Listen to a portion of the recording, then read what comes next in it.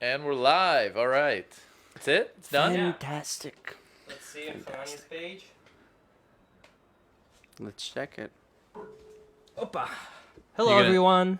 Hi, guys. Thank you for joining us. We're on your page as well, right? So you Yeah. probably want It's to say. exciting. Yeah, say something to your.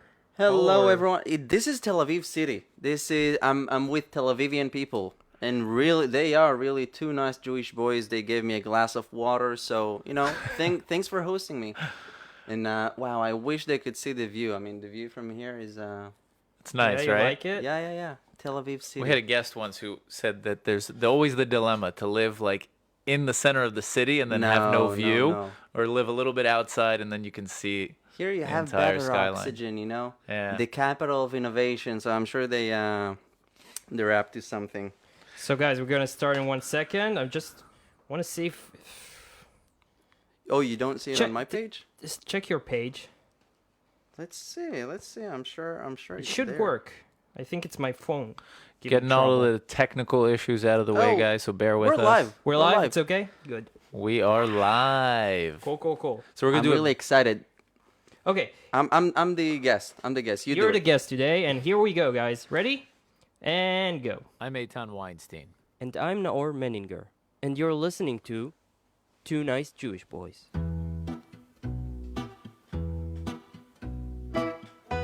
This podcast is made in collaboration with the Jewish Journal. Hello, everybody. Welcome to our listeners. Welcome to our live audience on Facebook. This is the Two Nice Jewish Boys podcast. I'm Eitan. I'm nowhere. I'm Hananya. And as you can see, most of our live viewers probably already know him. But we're joined today by someone we're super excited to have on the show, Hananya Naftali. Being pro-Israeli is already hard enough. Doing it on social media is a whole other story. It's more than an uphill battle. It's more than bearing the brunt of the mainstream global media. In a way, you might say it's a social media suicide mission. So even though this is the situation, a few brave souls, a few brave profiles have managed to rise up through the ashes, through the rubble as pro-Israel, pro-Zionist social media vanguards. And as you've guessed, Hananya is one of these people. Hananya was a regular soldier in the IDF who just couldn't stand the onslaught of fake news about Israel and about the IDF that circulated around the world. So he decided to do something about it. Fast forward 4 years, his videos have got millions of views. He has a huge following on Facebook, Twitter, and Instagram. And he even had the privilege, which we're going to talk about, and we're super excited to talk about this, to interview the Prime Minister of Israel, Benjamin Netanyahu. We are really excited to have Hananya on. Of course, if you're watching us live, feel free to ask questions in the comments, and we'll do a little QA as we go. But without further ado, let's get The started. man. Finally, can I talk? Yeah. My turn? No, I'm kidding. So yeah, thanks so much for having me here. And I just want to let you guys know, if you want to ask anything, you can just write it, type it down. He's going to ask me. And yeah, it's so exciting to be in Tel Aviv City. You like it here, huh? My city. Yeah, you feel at home. Of course, I was born in Israel, not in Tel Aviv, but in Tzfat, up north. And That's like a contrast. Yeah, It's fun. yeah. Yeah, it's very different from Tel Aviv. In the Galilee. so you're not a classic city boy. Oh no, I was born and raised in the countryside, in the Galilee, in Samaria, in the Galilee. The Tuscany of Israel, Yeah. some say. Right? Yeah. And so what did you do in the IDF? What did I do in the IDF? Yeah.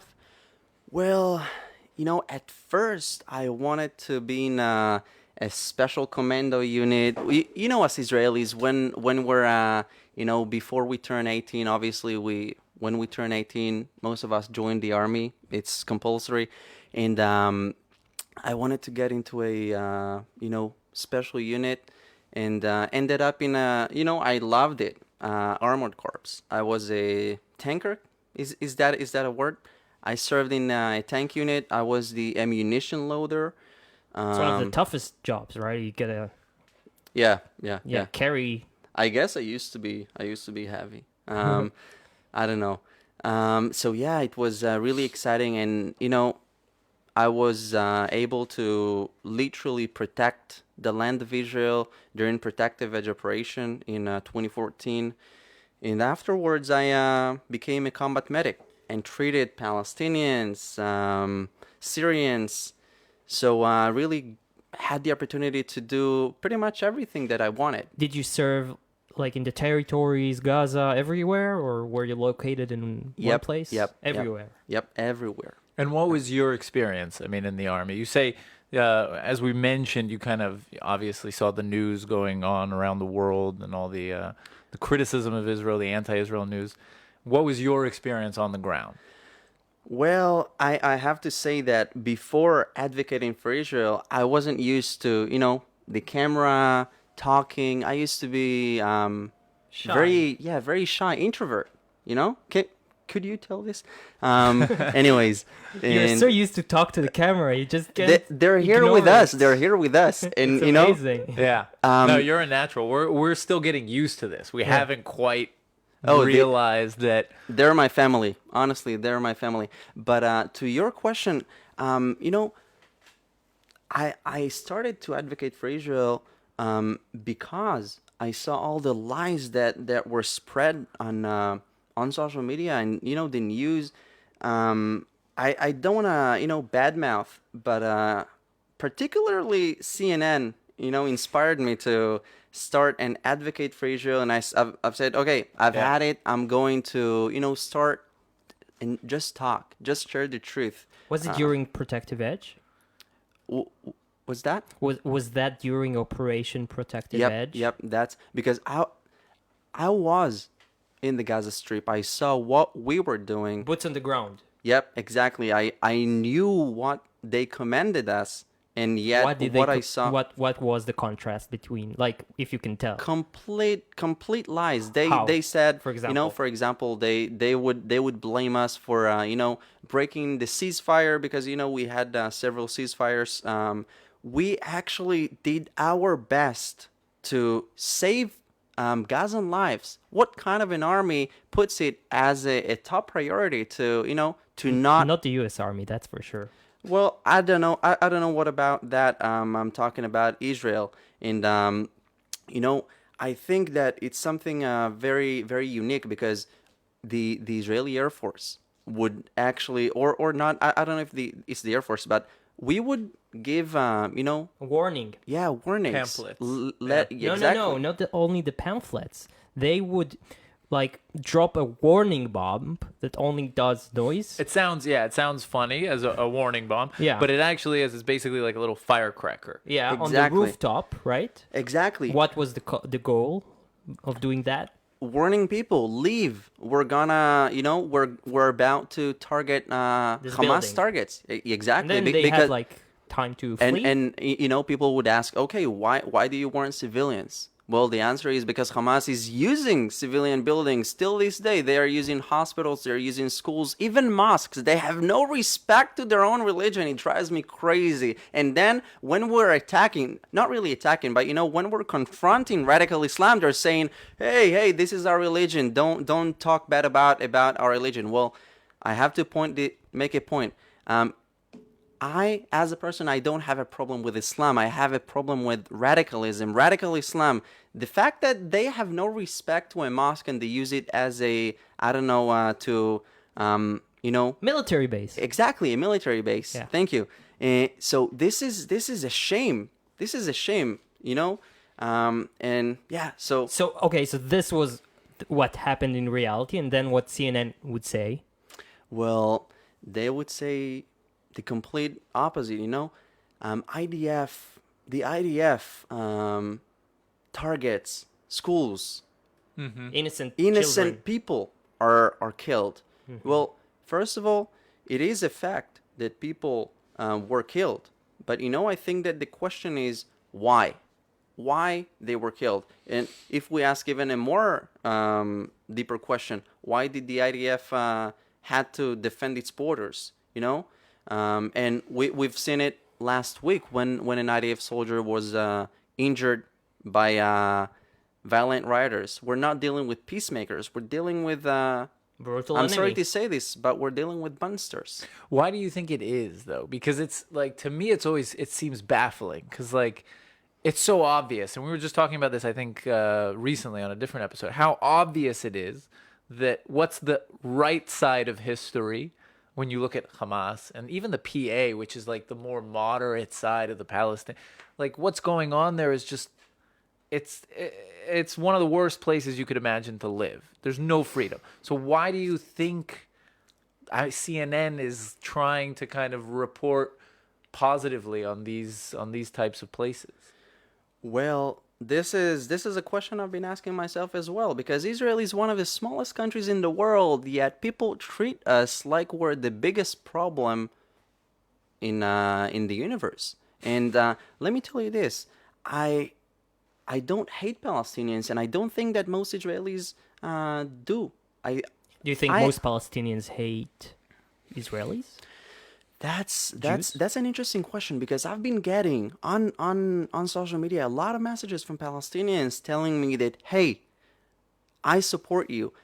Just recently, I was texting on Instagram with a man from Gaza telling me, I feel sorry for your country. I feel sorry for Israel, and please.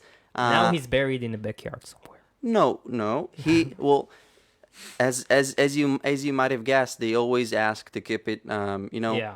Secret. between us. So obviously, I'm not publishing this when I'm asked not to. But so it's interesting that a lot of Palestinians don't hate Israel, and well, a lot of them do. I think that it's a matter of education. Listen, I was in the territories. I think I told this to you guys. I saw young Palestinians, children, aged 10, I think, throwing rocks at me. They were kind of far, so it wasn't, dangerous. And I was, fully armored with my weapon. I decided to put my weapon, aside, and I waved at them, saying shalom. They were shocked. They didn't know how to react. Too bad you couldn't film that. Yeah. I I had bet- my GoPro, but I bet all the NGOs filmed it and then they deleted it. So that, oh you know. yeah, this is a whole story about them. So it to me it was a testimony that they are misled by their own society So I have a lot to say about But it. they, saying they're misled, saying that in the end of the day, they elected Hamas. In the end of the day, they are not rioting and rising against the Palestinian Authority. And they are responsible. They are adults, is all I'm saying. And they are responsible to their fate. We cannot take responsibility on their fate. And if they want to live good lives, they have to take matters to their own hands, right? And the good people should talk. Well, you have a point, and I'm curious if you agree with him. Please write down and you let me know, because Yeah. I'm a lot of them think just like you, that it's their fault. But I'm not saying fault, I'm saying responsibility. Yeah, their responsibility. Sorry. So, but I feel sorry for them. I feel sorry because it is true that they was they had election, and they elected them. But listen, how long is Mahmoud Abbas and Hamas in Eternity. Exactly. I've seen. I posted myself a funny post that Mahmoud Abbas just started. I think it was the 13th year of his 4-year term. So they don't have democracy there, and I'm getting messages from Palestinians who are crying out. So it's true. It's true that people riot against Israel. It's true that some Palestinians, I believe that it's a minority that wants to terrorize our lives. But I think that it's education is the key. Listen, when you see children in a youth camp, there's summer camp. They're supposed to have fun, swim, chill, whatever. And instead you see them training for what? Training to murder Jews. and it drives me crazy. We have to fight this incitement, and this is why I never want to show Palestinians that I hate them back, because I don't. Hate can never bring anything good to this world. We have to find a better solution, because in my opinion, education is a good solution. This is actually not the main reason why I started to advocate for Israel. I wanted people to know the truth, because I felt like Israel is isolated. I wasn't that into social media, into the news. So as a regular Israeli, I felt like, hey, we're isolated. People are spreading lies about us, and it's just sad because I see something else. Yeah. What's amazing to me is that even though there's like the kind of the phenomenon of globalism has brought out the truth in some places, it hasn't happened. It's like here. There's Yeah. still a lot of lies coming out, even though you have these things like Facebook. But you're doing an excellent job of getting the truth out there. Thanks. Why did you have this crazy idea of becoming? Because I have to tell you the truth. When I think of posting something pro-Israel on Facebook, I'm a little frightened. Why? He's been Because- called a Nazi in the past. Yeah, no, I mean, I don't. You I were don't, called a Nazi? Yeah, I don't. And it I scares you? No, I'm not. I don't shy away from it. I still do it, but there's still that you're still a bit wary. You're like, well, I don't know if I want the people I work with to see this, or there's a lot of pressure. I feel like I think it does take a certain amount of. Look, in the end, this is a compliment. I think it does take a certain amount of bravery to do it, and I'm Yeah. wondering if there was any actual apprehension, or if it was just like it was an afterthought for you. Well, listen, first of all, whenever I get hate comments, hate messages, whatever, it makes me happy. It inspires me. It doesn't scare me, because I know that I'm reaching the people that don't want to see my face. Yeah. And don't want to see the truth. And it inspires me to do even greater work, and to try better. And I always get threats, but who cares? It's words without actions. And plus, you've said about people knowing that I support Israel. This is who I am. I don't care if it causes any problem to me, because it feels like in a way that I am Israel. It feels like I am an ambassador for Israel on social media, and it's an important work to do. So I'm ready to It's pay also a lot any of price for it. responsibility.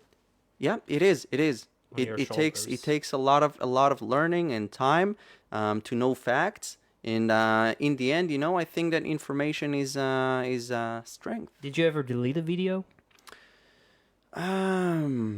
Did I ever delete a video? This is a good question. Yes. Can you tell us? Yeah, No, sure, okay. sure. Not that I care. I mean, let's keep it between us, though. No, I'm kidding. It's like with the world.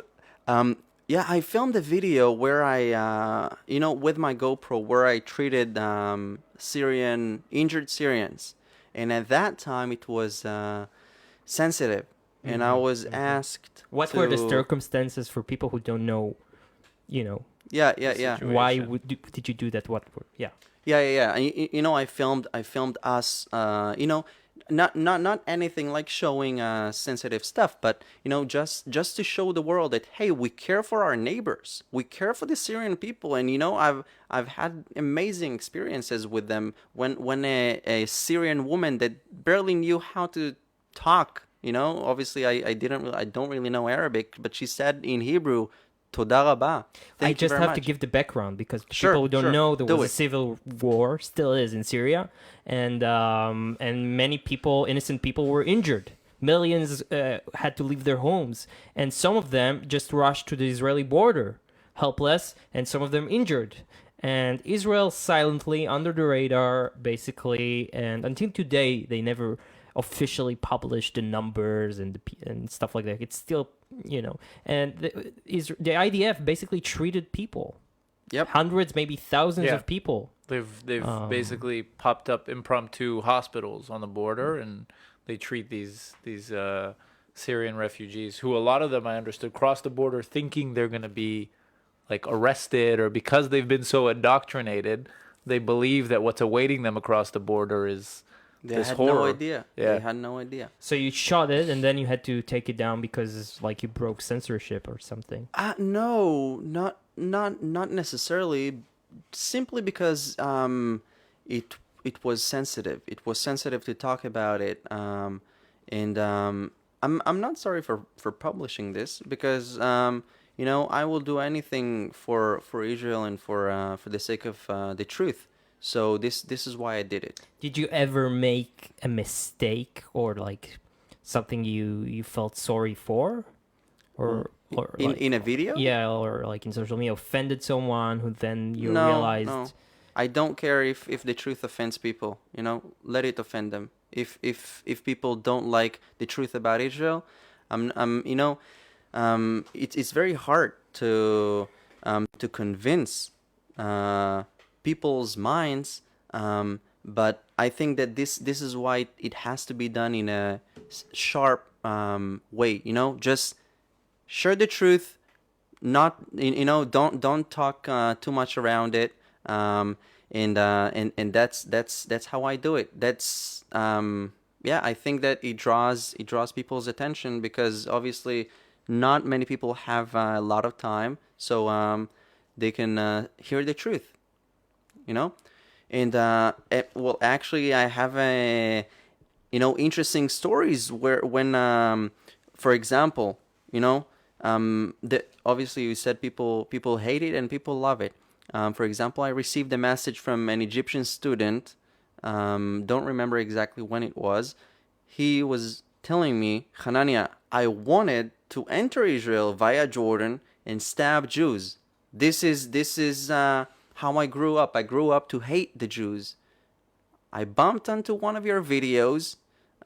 It was with an Arab friend of mine, and I saw a face. I saw that you guys weren't the monsters I was told you are, and so these kind of messages that I receive very often, they really give you the strength to continue because you know that you are making a difference, and I think that it can be done only by being strict, not politically correct, because I think that people are sick and tired of political correctness. It's tiring, it's we can boring. relate to that. Yeah. Awesome. And yeah, so it's just that's how I do it. I'm not ashamed to speak the truth, and I couldn't care less if people that hate Israel are offended by my words. It's also worth mentioning you're not making a business out of it. No, I'm not getting A dime. any shekel from it. Nor schmeckle. So you seem really passionate about it. You seem like it's almost Yeah, like it feels like I'm about to scream. No, but it's admirable. inspiring. It seems like you feel like it's like a mission. Where do you think that comes from? Like, where does that, I don't know, that strong belief, that strong Urge. passion to I love this guy with Right? the good questions, man. This is awesome. Yep. Well, first of all, my parents, they came to Israel. Obviously, both of my parents are Jewish, and they immigrated to Israel as soon as communism collapsed. They came to Israel, were super Zionist. They, were talking about media. They didn't know what it's like to be in Israel. They saw on television that it's pretty much a desert land. So they brought a tent and they said, hey, we will live in Israel no matter what. And anyways, we moved to Samaria. We lived in the heartland of Israel. You were born here. Yeah, I was born in Upper Galilee. Yeah. A Galilean here. And yeah, so they taught me to love the land. And I saw, reading the Bible, reading it, besides the Bible being a religious book, I think that it's a historical book telling the history of the Jewish people. So it gave me a lot of passion to defend Israel. During Second Lebanon War, I remember driving with my dad in a car, obviously in a car, and I was angry that Israel is attacked. I was not angry in a bad way, but I remember telling my dad, hey, I want to do something for Israel. I can't help it. I can't help it that I see, people suffer, and the world has no idea that we are actually not seeking war. I think that any Israeli can agree with me that we don't want wars. We're sick of it. We want peace, and I think that the only way to achieve it is by speaking the truth and promoting facts. I think people don't realize, it's a cliche maybe, but people don't realize how peace is intertwined with our childhood, for example, like childhood songs, culture, stories, books.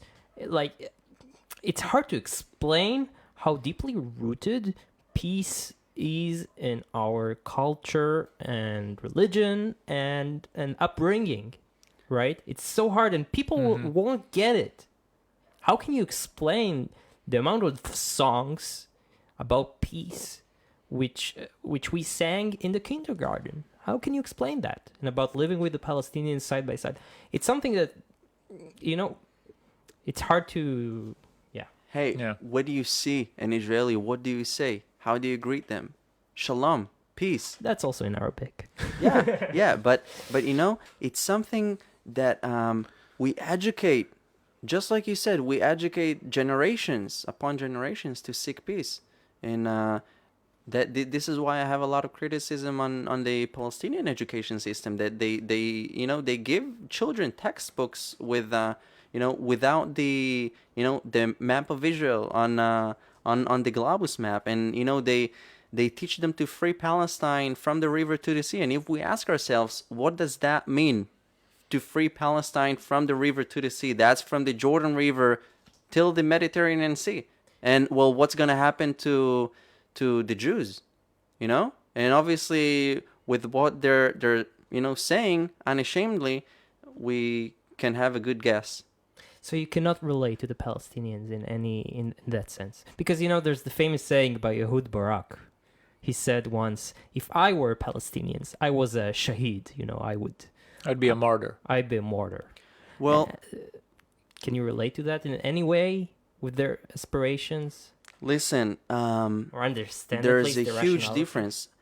First of all, I respect, if it's funny. I had this discussion in the comments section a while ago. Someone commented, "Hey, don't use the term Palestinian because it's they invented it." Yeah, it's a made up. Yeah, yeah. And concept. my reply, if they want to be called Palestinians, I'll respect that, but I demand that respect back.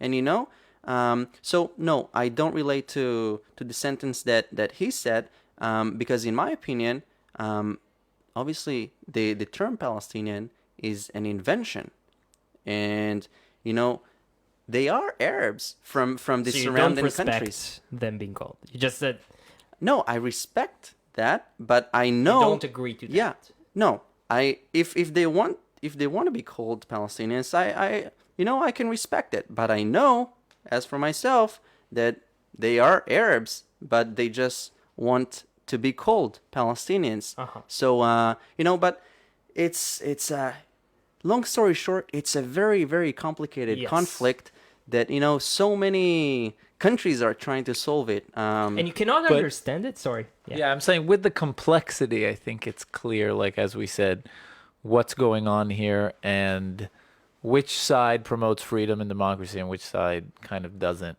And I think it's very clear. And I think obviously you're promoting the right side of the equation. But let's talk a little bit about how this whole thing got started and how you got here today and where you are.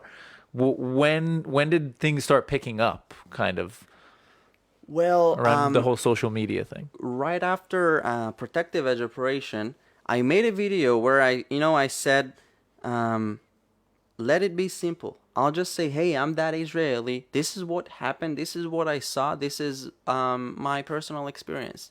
And to my experience, and to my surprise, people loved it. They really I reacted. think, yeah, it felt like it's the first time they're seeing anything like that. And it encouraged me to keep it up, and Yeah. people keep encouraging Like me you- to keep it up. You just posted a video and you went on Yep. fire, Yep. basically. First Yep. video you posted. Yep. And then immediately you like understood, okay, I'm going to take advantage of this and I'm going to keep on posting videos and getting the truth out there. Obviously, when you see something that goes viral, first of all, it's hard to know what is going to be viral. But I said, hey, there's something here. Perhaps I can try not to be shy and make more videos. So that's There's no way that you were ever once not shy. That you were ever like, I mean, shy. Shy. That's what I mean. Like, I can't see you being introverted. Well, I still feel like I am. Sometimes it feels like I am still shy, but of course, it doesn't stop me. From making videos. I think that the most important thing is to be myself and Yeah. be comfortable with what I'm doing and who I am. Because I think that obviously, the family that I have on social media, that's how they know me. That Yeah. they see me through the videos, and obviously it's fun to share my life experiences. What's one of the nicest videos that you like the most from your resume? One of my top favorite, well, it's the first thing you see on my page. Well, actually, two videos. One is Israel in 60 seconds. I said, hey, let's show everyone what Israel is like in 60 seconds. Encourage them to, share it with others. This was, it got 12 million views, I think. Really, really awesome. They are awesome. And the interview with Prime Minister Netanyahu, it's also something really amazing. An amazing opportunity to interview the Prime Minister of Israel. How is he in real that's- life? Awesome. Yeah. Awesome. I know that, many people have different opinions about him, but I think that on one thing everybody can agree is that he knows how to advocate for Israel, and this is why I came, to He's the interview original him. Hananya. No, Right? I'm not trying to copy him. He's Like he basically invented Hasbara. Yeah, well, he was the ambassador of Israel to the United Nations, and interesting thing that he told me is that it's very simple to advocate for Israel because all you have to do is just tell the truth, and it's funny because I expected to have like 10 minutes with him, 15 minutes. I know I exaggerated in my mind, but when I was waiting outside his office, they said, "Hey, you've got 2 minutes. Use them wisely." And I immediately forgot the questions that I wrote. But still, I think that it's one of my favorite videos because it turned out very natural. And although I was super excited, I mean, meeting the Prime Minister of Israel for the first time and, making a video for the first time. So you can't hide the, excitement. That's amazing. It's amazing that you had that opportunity, and that's incredible. So other than the advice to kind of just tell the truth, do you remember what other things that he kind of told you? Well, he was talking about history, that Yeah. it's the root of the Jewish people, Yeah. the Jews stem from Judea, and Abraham, King David, when he made Jerusalem the capital of Israel. And if we wanna even deepen into this conversation, the temples, they were built before the mosques that are there today. It's also worth mentioning that there is no proof that Jesus existed. There is no proof, actual proof like that historians agree upon. There is proof that King David existed, that these guys existed. Not Abraham maybe, but the kings and the kingdoms existed. King David? Yeah. Yeah. Yeah. There is proof. Like if you ask historians, archaeologists, they have proof for Yeah. the kingdoms, for these guys. Yes, this is certain. But and Muhammad also, but they never actually found one piece of actual evidence that shows because Jesus wasn't the king. So I'm so- sure that people here can provide you with proofs. Okay. But yeah, I diverted. I think that it's a matter of faith. Yeah, I we've don't had talk this about conversation faith, yeah. before, that it's interesting, that people can choose their faiths, and it's one of the things that I love about Israel, is that we have an amazing diversity of Christians, Muslims, Druze people, Jewish people, obviously, and we're all coming together under the umbrella of Israel. I just made a video with an interesting, amazing woman, Sarah Zuabi, and she wishes me Shabbat Shalom, the very famous Who is she? Jewish term. Sarah Zuabi is a Muslim woman that loves Israel. She pays very high price for her love for Israel, unlike me. Why? Because her family left her.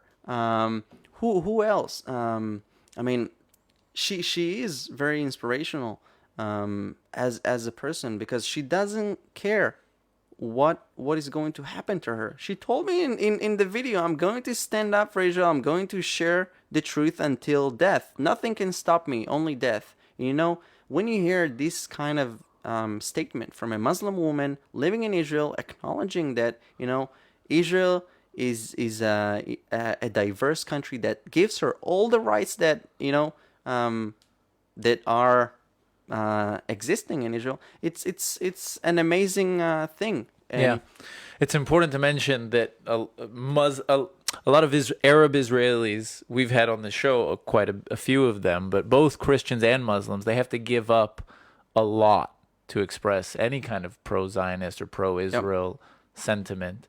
They often, like you mentioned, lose their families. They get disconnected from their communities. It's a really hard step to take. But I wanted to talk about. You mentioned the video, the 2-minute, 60 seconds of what Israel's like. It's incredible to me how there's this complete misconception, and I think that was one of our driving forces when we did this, is to kind of get the message out of, like, look at what's going on here. Because it seems like people think of this place as like this like old Middle Eastern little village that's like, have you gotten any kind of like feedback like that? Like, hey, I didn't know Israel was a high-tech hub. Sure, yeah. I think that it's this kind of opinion is decreasing these days, thanks to the hard work that a lot of us are putting.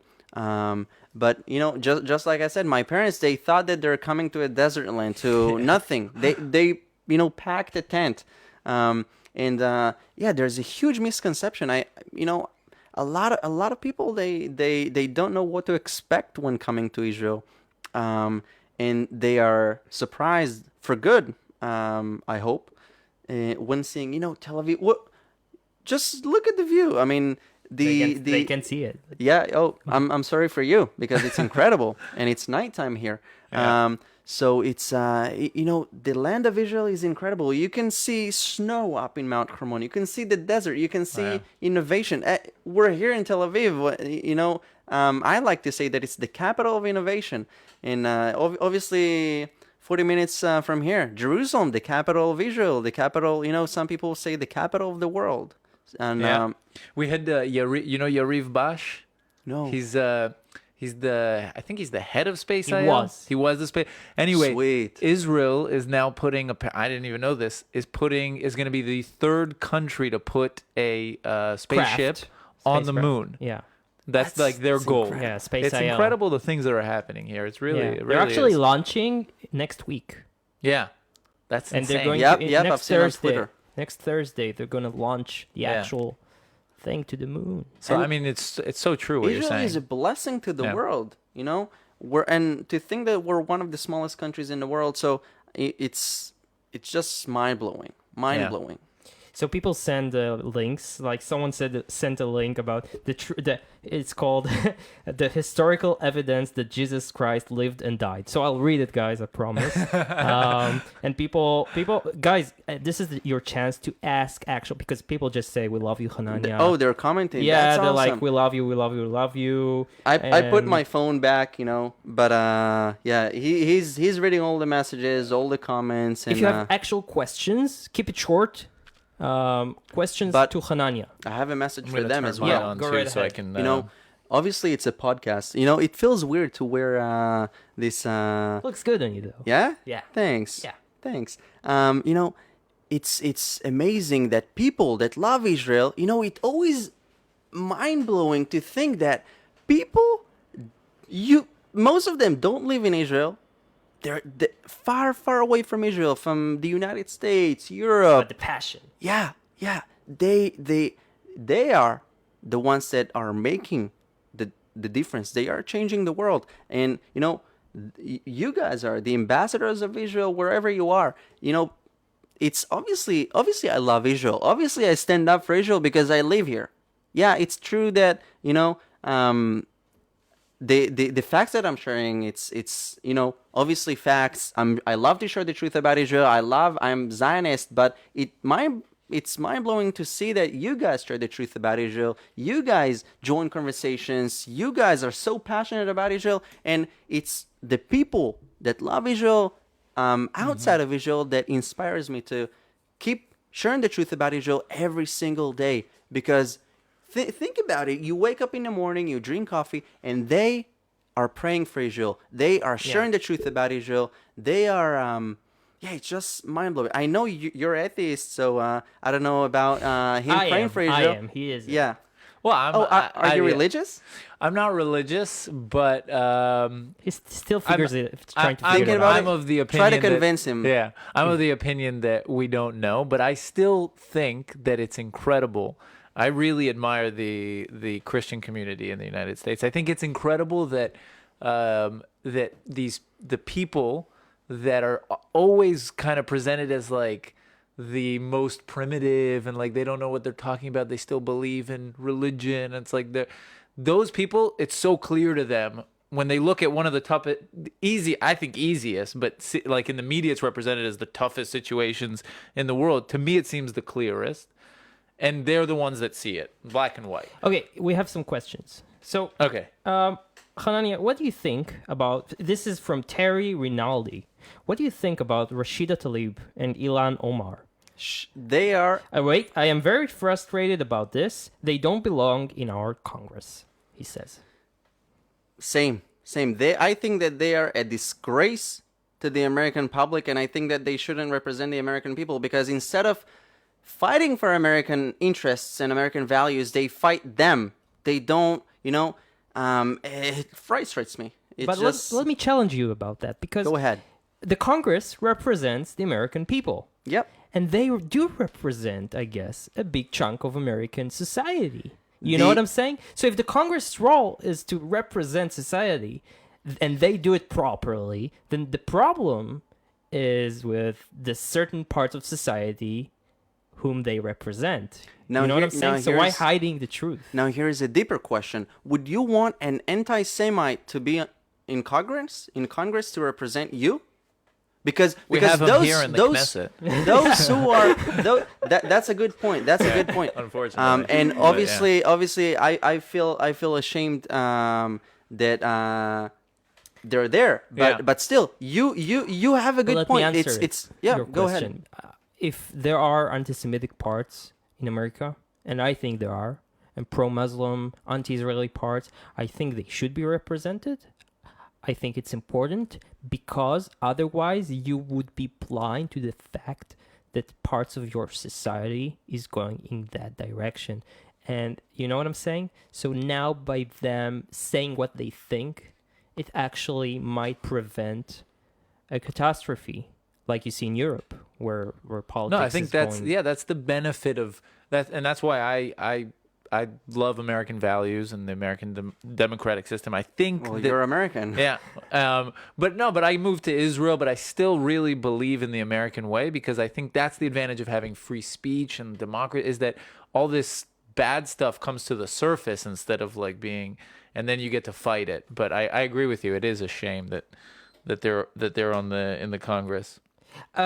So But still, Yeah. let me just To close say the subject. to close this subject, I agree with Terry. I don't think that anti-Semites should be in Congress or Knesset, and I think that they shouldn't be allowed to, you know, spread their hatred. yeah. Although I always say this, I'm also getting sometimes messages. Hey, can you block this hater? Hey, can you block them? And as long as it's not anti-Semitic, I let it for the sake of discussion. Just like you said, although you said it in a very interesting way, which I respect, but I don't like anti-Semitism to be in a leading position. So we got another question, which I think Shoot. is an interesting one. What do you think about actual relationship? Oh, wait, sorry. Ivan Dubner asks, what do you think about the actual relationship between Israel and Poland? Why so many short circuits between governments? Is the Israel position maybe not so wise on that? It's a big one. That's a big one. And I would love to read what do you guys think about it, because I think that Just the background. just the the question? background. Yeah. So Israel and Poland have been disputing about a Polish law that basically says that those who say that the death camps were Polish death camps, they get punishment now by this new legislation, and there was a big mess. Are the Polish responsible for the Holocaust? Are they not? Were Poles involved in the Holocaust? And Basically, Poland wants to absolve itself of blame for the Holocaust. yeah.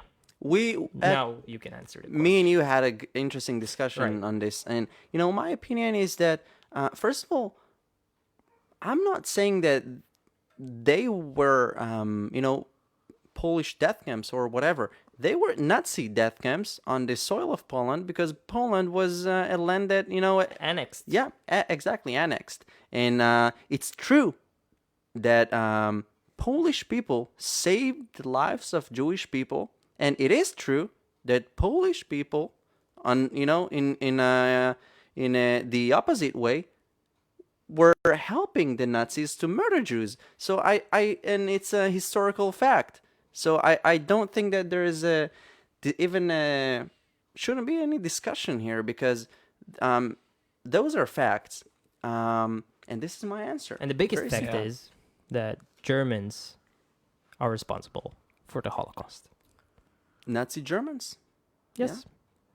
Okay, so we have another one from Ruben Levy or Louis. I'm not sure if the W is a V or a W. Are you dyslexic? No, it's Lewy. I'm not sure if it's pronounced Levy. Anyway, Okay. Ruben asks, I love your videos, but why do you like President Trump? We are hoping to impeach him, for he's nothing but a clown working for himself. Should I comment on this? Yeah. No, I mean, obviously, I hate political correctness. Listen, I respect the President Trump, as much as I respect anybody else. And in my opinion, I think that he does a lot of good to Israel, and we respect that. Moving the embassy to Jerusalem, recognizing Jerusalem. He's said it before. So, and he was true to his promises. And first of all, he said a lot of things during his campaign, and the fact that he's trying to keep his promises, it's something that I highly appreciate when somebody not only talks but does. So I'm not sorry for appreciating him as an Israeli. This is how I feel. I can't fight it, and I appreciate him. Yeah. I mean, he's definitely a lot better for us than his predecessor. We had Michael Oren on the podcast, Oh, and we yeah. talked about that. Yeah. And I think subject. that you guys have a lot of interesting opinions on this topic as well. Because he was nominated for a Nobel Peace Prize as well. Yeah. He got it. recently. Ah, who? Over. I know he was nominated. What are we talking about? Obama. No, President Trump. President Trump was nominated for a Nobel Peace Prize? That's what I read. That's what I read. Really? Yep. You never actually know who's like there are rumors, but you never know. They But- don't we'll know announce it soon. until- Well, yeah, we will. In the end of the day, he did more than Obama. Did Obama get? Yeah, yeah. in the first year, basically. And That's Trump, just a like Trump met Kim. And I have a lot of criticism yeah, on this. but- yeah. What do you think about that? You Wait, know- which one about the Nobel Prize for For Obama? Obama, yes. I disagree. I disagree. with Yeah, that. yeah. He brought. Yeah. Also, so, it's just kind of bad practice to give someone a Nobel Peace Prize in their first year of president. It's like you're And jumping for what? the For gun the a little. Iran deal? Really? Yeah. someone asked what where Israel stands about abortions. Abortions. Yeah. Where do you stand? I think that, well, first of all, I'm very pro-life. This is where I'm standing, and I think that Israel is very neutral on this. Liberal. You Very think liberal? yeah. It feels like we are neutral when it comes to this because there are many. Well, Israel. Either you allow it or you don't allow it, right?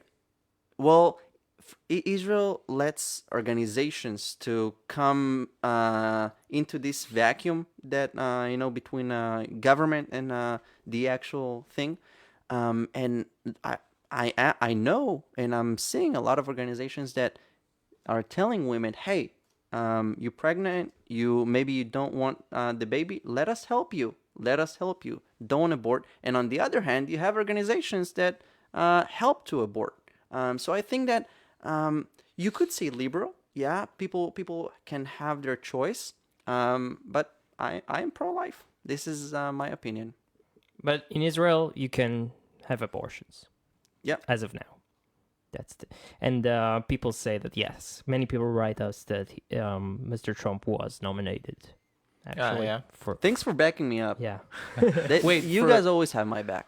I want to clarify because I'm not totally up to speed on this.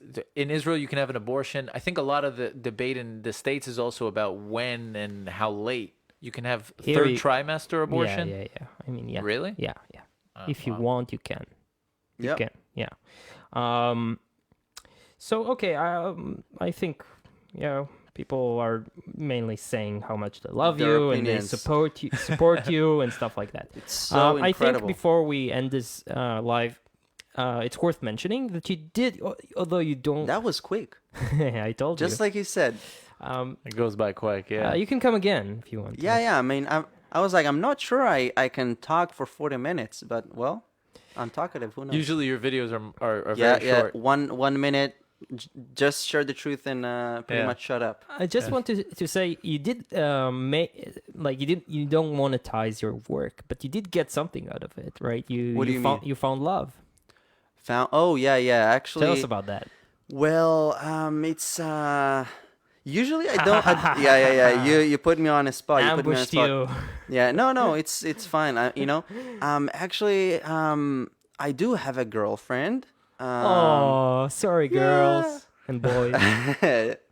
But yeah, so well, we actually found each other on social media because she advocates for Israel. Plug her, Yeah. like plug her. Oh like, yeah. Inbar Cohen. She loves Israel as much as I do. She lives in the southern part of Israel, right next to the border with Gaza, and she's very passionate about Israel as well. So I think it, caught me. Seeing a beautiful lady that loves Israel, yeah, it's You just knew something her is- before she wrote you. No, I didn't know her before. She messaged me, and that's how we got to know each other. We started to talk about Israel in English first. She didn't know. A lot of people don't know that I know Hebrew. So Oh yeah, they just assume that you only speak English. yeah, and I'm surprised because usually when Americans hear me, they know immediately that, okay, this is not an American, not British, not Irish, whatever. He's Israeli. So I wonder, because you mentioned that she's very pro-Israel, and that I wonder, maybe this is like kind of out there, but how important do you think it is in a relationship to have kind of Similar opinions? not similar opinions, but at least the same kind of worldview? Well, I haven't been in many relationships, so I wouldn't know. But I think, as for me, it's important. Yeah. For me, it's very important. How come? Well, because it saves arguments pretty much, saves a lot of arguments. And I think that nowadays our generation is very passionate, politically speaking, and so it saves a lot of arguments. And in my opinion, it's good to have similar opinions, although I never think that it's bad if there is a couple that has opposite opinions. Basically, here in Tel Aviv, if you write on your Tinder profile that you vote for Bibi, you will get 0 matches, right? If you true. don't want to find someone for Yeah. a date tonight, write "I support Bibi" on your Yeah. Tinder account Good tip. in Tel It's Aviv. it's a practical outlook, though. I like that. I was explaining Although- because I think it's also important because you want to raise kids and stuff. But I like that. Yeah, That's yeah. much more practical. But although to as a comment to Naor, I made a video. How surprising, in Tel Aviv, asking people what do they think about not Bibi but President Trump, and a lot of people were very supportive. So it was something that surprised even me. It's a very liberal city, to those of you who don't know. But yeah, it's a complex of different cultures. This is what I love about Israel: a complex of culture, religion, food. Yeah. Yeah. No, it's So true. I'm gonna stay in Israel. Yeah. That's a good note, I think, to end this. So before we go, how do people find you? Like, if there's a chance someone who's watching this is not following you on the channel, so how do Well, they find you? Yeah, it's problematic because my name is complicated. It's Hananya Naftali. On I don't know, Google it, find it on Eitan, spell it for Facebook. them. Huh? Spell it it for them. Oh wow, you put me on the Hananya. You made a mistake right there. I have to stop you. Hananya. Yeah. YA. Yeah. So yeah, Okay. they can find me on social media. I'm out there. And when- YouTube? YouTube as well. And whenever people message me saying, "Hey, we're in Israel, we want to meet you," I will make an effort to meet them because I amazing. love meeting the community. Because it's not like me above them. We are a community. It's I'm no different than the ambassadors that are watching right now. This is the point. It's a community. Have you thought about doing? There was actually a question in the comments about doing events abroad. Someone asked about doing events in New York. I did an event I'm not sure if it was in New York, but I was in Europe, touring in Europe for a whole month, in Germany for a whole month, Germany again, Hungary. So I am very open to hosting events abroad. Just send me an idea. Yeah, I'm very open. yeah. So also our listeners, if you're listening, If you want reach out to Hananya. communities, if you want to Yeah. have Hananya in your community. Yeah. Reach out on Facebook. I mean, anywhere, right? I So appreciate you have it. Instagram, you have Twitter, right? YouTube, YouTube, Facebook. Facebook. Yeah. Cool. And real life. And your girlfriend is in Bar Cohen, Cohen. Yep. on Facebook. Yeah. She Thanks also for plugging posts. her. I'm sure she'll appreciate it. Okay, so All before we right. go, we have a collaboration with the Jewish Journal. Yep, JewishJournal.com. They're a great. I don't know if you've heard of them. They're I've heard from Noah. Yeah. So they're like a news source out in LA. They do Jewish news, global news. They've got great columns, podcasts.